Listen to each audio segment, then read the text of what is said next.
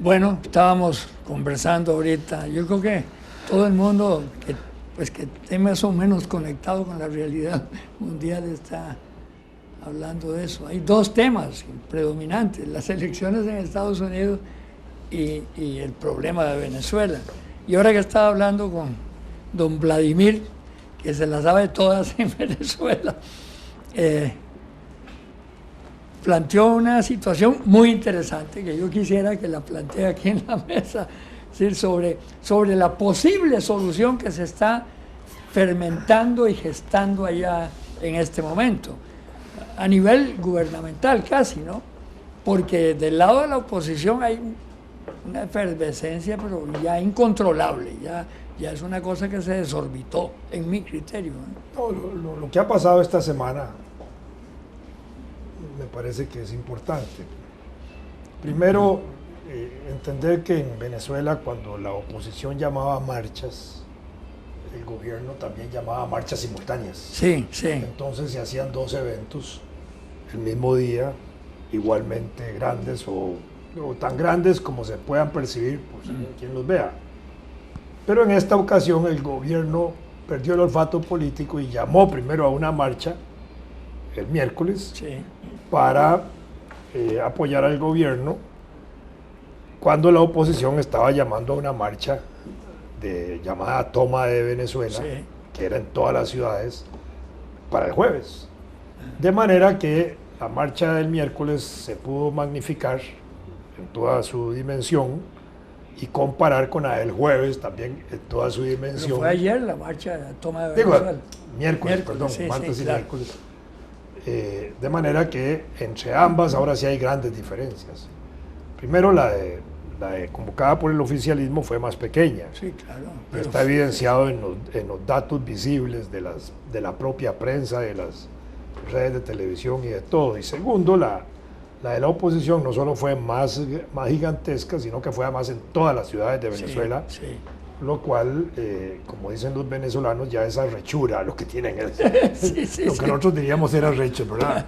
Allá esa arrechura ya es insoportar, ya estar en una forma de no soportar más la situación, y han entrado en una situación de movilización casi permanente, porque antes de las marchas ya la Federación de Centros Universitarios de Estudiantes de Venezuela ya tenían 3 o 4 días de estar en las calles y se mantienen en la calle todavía. Sí, sí. Entonces, la manifestación del miércoles permitió ver, digamos, todavía una situación de mayor cuestionamiento al régimen del presidente Nicolás Maduro. En el momento en que Nicolás estaba reunido con su llamado Consejo de Defensa Nacional, que no hicieron nada más que como estar viendo la situación que estaba en el país, mayores controles. En Caracas aparentemente no hubo represiones militares ni policiales locales. En el interior del país en algunos casos hubo violencia policial, no del ejército, sino de la policía, de los elementos policiales, sino del ejército. En un caso que lo documentaron muy violentamente contra una muchacha, contra una señora, Sí. Hasta el propio defensor de los habitantes tuvo que pronunciarse diciendo que van a investigar. Sí.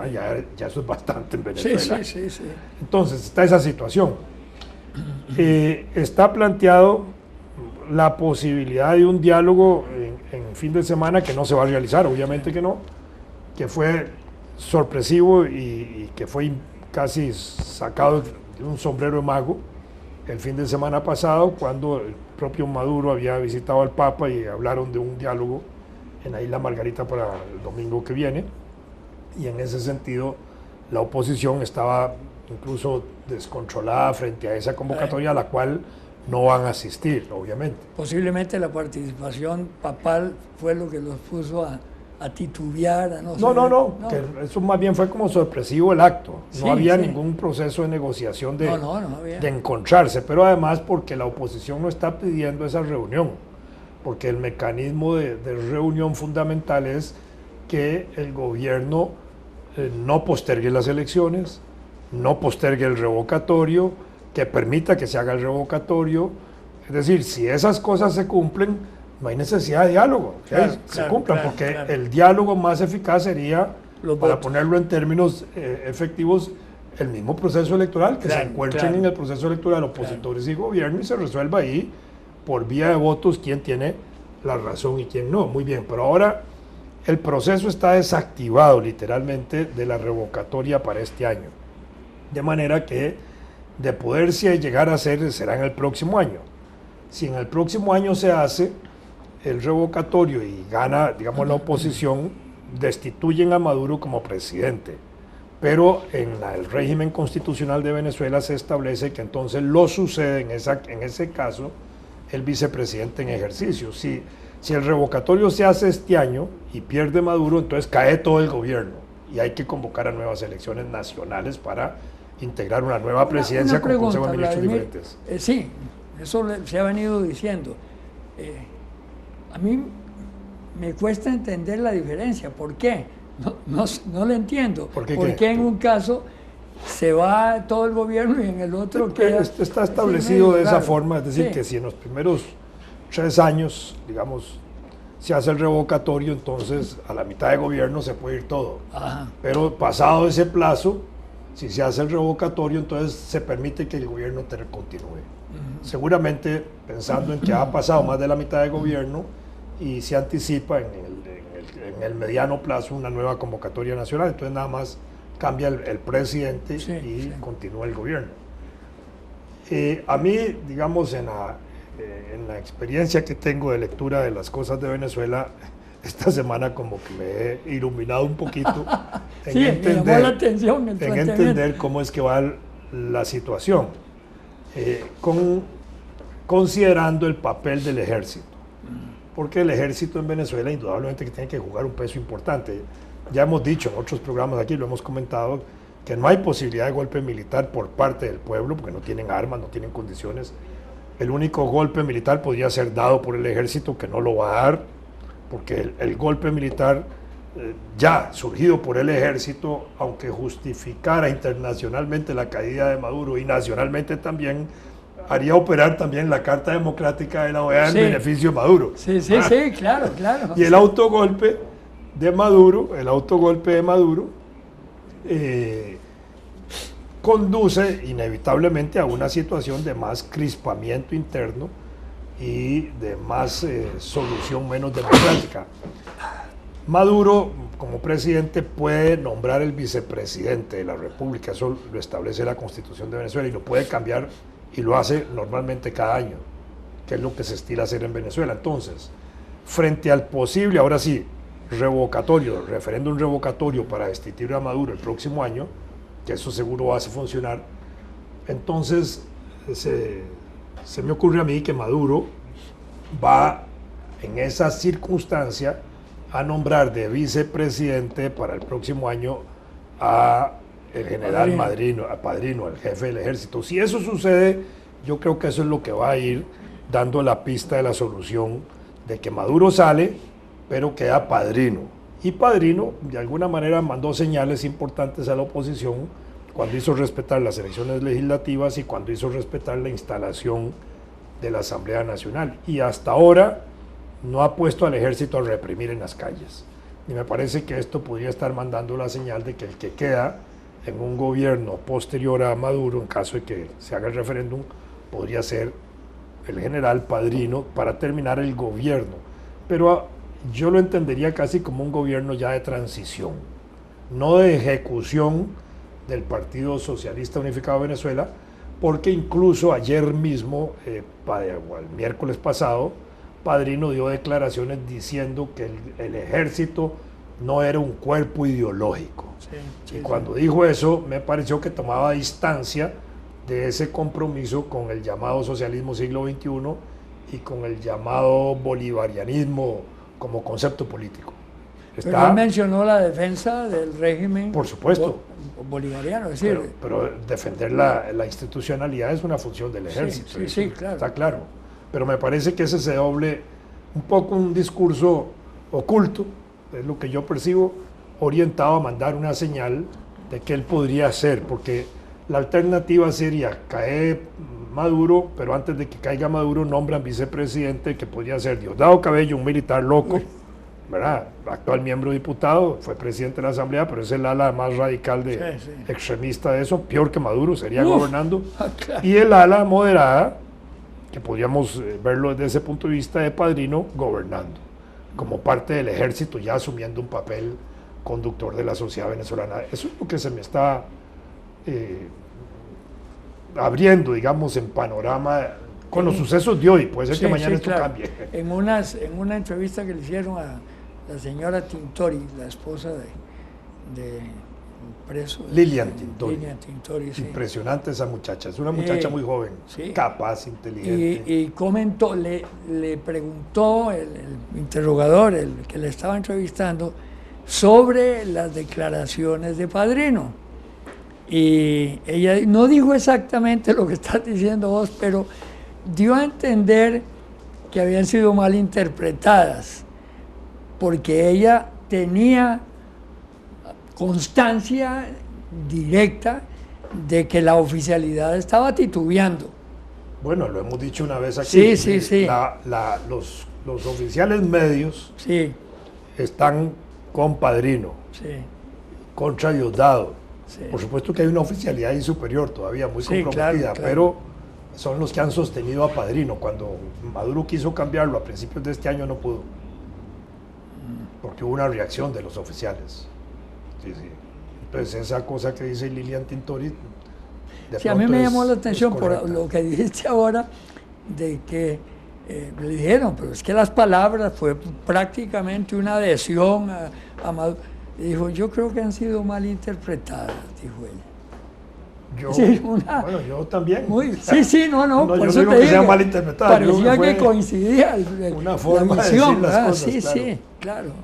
Sí, como diciéndole a Maduro, aquí estoy yo. Sí, Yo sí. soy el jefe del ejército, tengo las armas, usted no las tiene. De alguna manera, Tranquilo. yo soy el que puedo darle continuidad a su gobierno por el resto de lo que quede sin ustedes, más o menos. Bueno, obviamente esa podría ser una salida razonable, porque lo peor sería una Una masacre. una guerra civil o algo No, es que parecido, yo ¿verdad? sí, la de la guerra civil, yo sí que yo no la veo, pero es decir, si la gente se desespera y se tira a la calle, Es el hambre, lo desesperadamente. jodido. Además, ¿no? está programado para el próximo miércoles de la próxima semana una reunión a Miraflores, al Palacio Presidencial, ya es a una... entregarle un documento de la Asamblea Nacional a Maduro donde le están pidiendo prácticamente que renuncie. Pero eso es... Pero ¿cómo se ponen en la asamblea que hay abandono del cargo? ¿Cómo? ¿Cuándo ha abandonado Maduro? ¿Cuando fue de viaje? Porque no está atendiendo, digamos, las cosas internas, supongo yo. Pero por supuesto que es una fórmula media extraña, porque Sí, no existe sí. en Venezuela los mecanismos que existen en Brasil o en Paraguay para destituir presidentes, ¿verdad? Pero existe la forma de inhabilitarlo. Ajá. Pero ese es un proceso que finalmente tiene que ir también a la Corte, de manera que no es ¿Cuál tan corte? fácil, es decir, que lo pueden inhabilitar, pero la Corte es la que va a aceptar si o no vale la inhabilitación. Una corte que es... Pero sería, digamos, un acto político, ya decirle, mire, ya usted claro. no sirve para gobernar, mejor renuncie o haga el revocatorio. Me parece que es por ahí donde están forzando, agotando todos los espacios de movilización, pero si la lucha movilizada en la calle se mantiene, eso va a ser una ola que va a ir creciendo como un Y esa tsunami. huelga que se citó ahora para 24 horas, bueno, pero es un golpe. Bueno, es la durísimo. tesis suya de la huelga de brazos caídos. Huelga de brazos caídos, sí. Seguro oyeron el programa. No me están haciendo caso. Oyeron el consejo de Álvaro aquí, de la huelga de brazos caídos. La huelga de brazos caídos en Costa Rica fue fundamentalmente en el sector financiero, bancario Sí, pero en todo. y ¿no? empresarial de San José y Empresarial, Cartago, sí, y San claro. José y Cartago principalmente, Sí. en el año 47, 47. del 20 de julio al 2, 3 de agosto. 47, sí. ¿Verdad? Pero en Venezuela ahí no coincide con la fiesta de la Virgen de Coromoto. Entonces habría que ver, pero los bancos son privados y allá más que estatales, solo el Banco Central Bueno, aquí eran privados. Entonces, por eso. Bueno. Sí. O sea, ya eso podría suceder, pero ya Maduro advirtió que el que entre a la huelga lo nacionalizan, lo intervienen. Sí. Lo que pasa es que en Venezuela hay más de 1000 empresas intervenidas y ahí no funciona eso. Intervenir 1000 más, por poner un ejemplo, ¿verdad?, de pequeños empresarios o medianos o grandes que pudieran ir a la huelga, lo que va a provocar es más caos. ¿Sabes qué me llamó la atención poderosamente? Cómo le devolvieron la pelota. Es que la gente de veras, el ciudadano corriente tiene un geniecillo oculto que se le manifiesta de vez en cuando, pero que son certerísimos. Estaba el grupo de Maduro, que estaba reunido en una manifestación, gritando, el pueblo unido, ese el grito comunista jamás será vencido, sí. Y entonces, cuando venía la marcha, esa enorme, pero una cosa asombrosa, empezaron a gritar los estudiantes, el pueblo unido jamás será vencido. Y yo, qué carajo, les copiaron. Sí, muy interesante.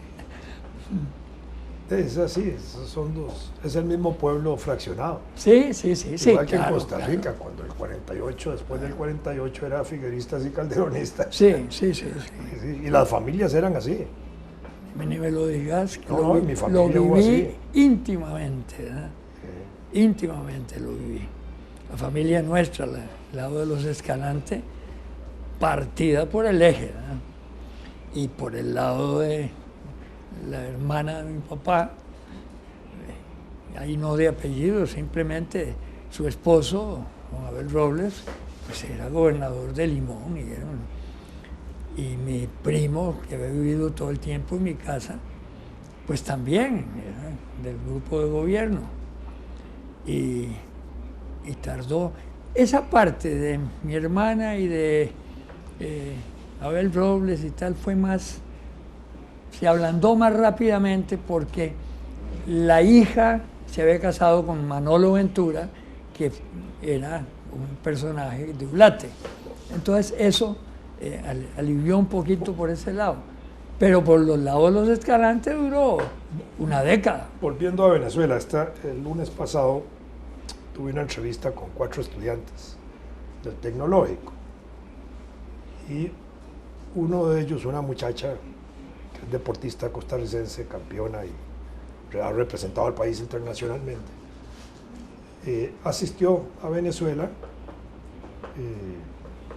y me dijo que la experiencia de ella en Venezuela había sido muy rica en muchos aspectos, pero que nunca en su vida había tenido tanto miedo como montarse en un bus venezolano. Dice que fue una cosa impactante, que incluso los venezolanos que la acompañaban la protegieron porque dice que ella estaba a punto de desmayarse porque se sentía, digamos, la inseguridad y eso. Pero que además en los buses de Venezuela de pronto aparece un tipo al frente del bus y otro atrás. Y que el del frente entonces echa un discursito que dice más o menos así: miren, señores, no les vamos a robar, pero mi amigo, el que está atrás, va a pasar la manita, ¿verdad?, y ustedes le van a dar lo que puedan.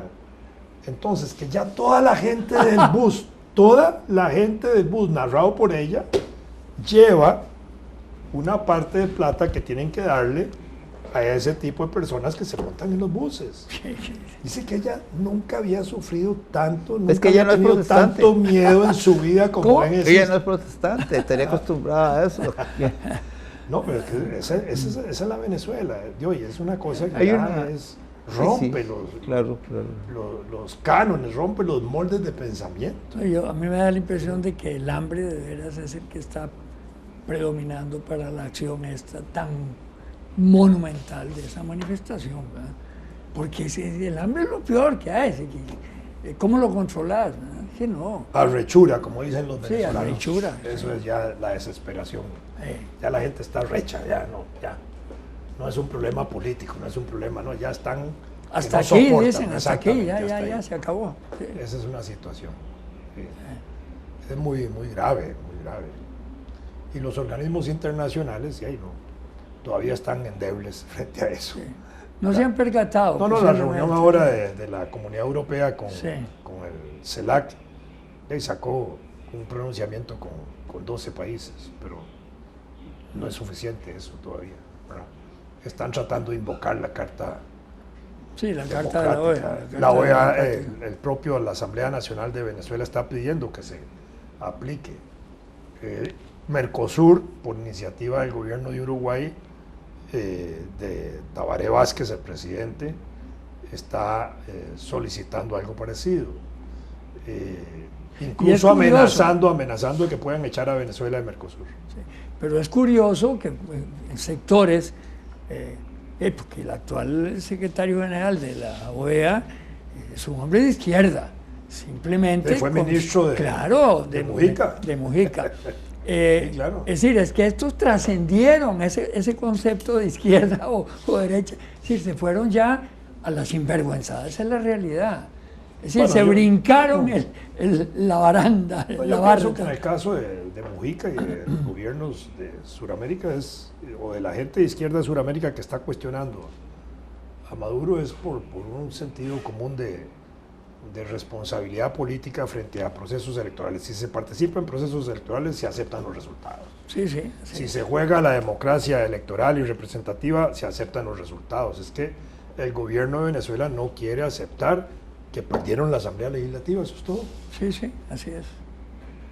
Yo me acuerdo después de las elecciones que dijo Maduro, ganaron los malos. Nunca se me olvida. Bueno, siempre ganan los malos para nosotros. Sí, pues sí. Aquí había uno que quería ganar siendo el menos malo. ¿Va? El menos malo, sí. Sí. Una fórmula que han copiado en algunos países, ¿verdad? Me parece. Algunos candidatos me parece haber oído. Ah, es probable. El Sí. menos malo. Dicen que Trump Sí, está usándola.